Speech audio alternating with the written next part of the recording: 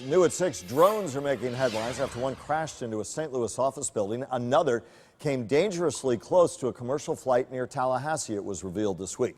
Now a drone pilot in Jupiter getting a lot of attention, some good, some bad, for the high-flying stunts he pulls right over A1A. News Channel 5's Brian Enton spoke to the pilot about why he thinks more oversight is needed from the FAA. Brian?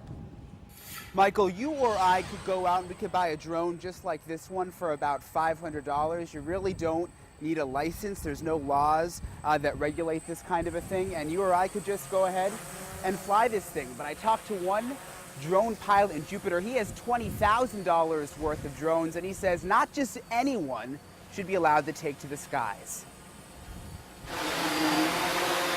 This video is getting Michael Dorr a lot of attention.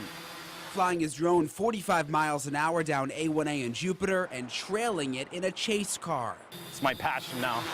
I feel like I'm Iceman in Top Gun. But Michael is the first one to tell you, in the wrong hands, drones are dangerous. There's very little difference between this and a firearm, to me.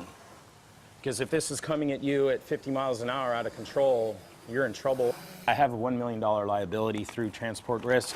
According to the FAA, drones are not allowed to fly over 400 feet or within 3 miles of an airport. I put on these 3D goggles that give the pilot a bird's eye view from the drone and allows them to fly farther and farther away. See, that wind just really rocked it.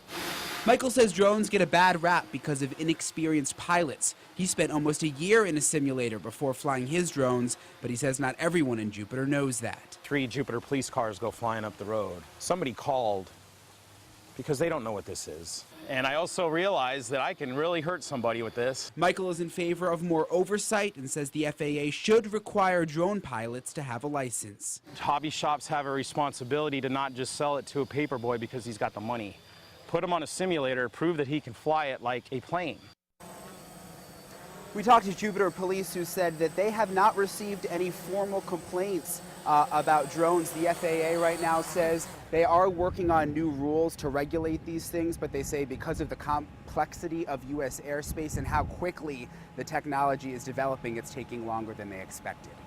Live in West Palm Beach, Brian Enton, WPTV News Channel 5.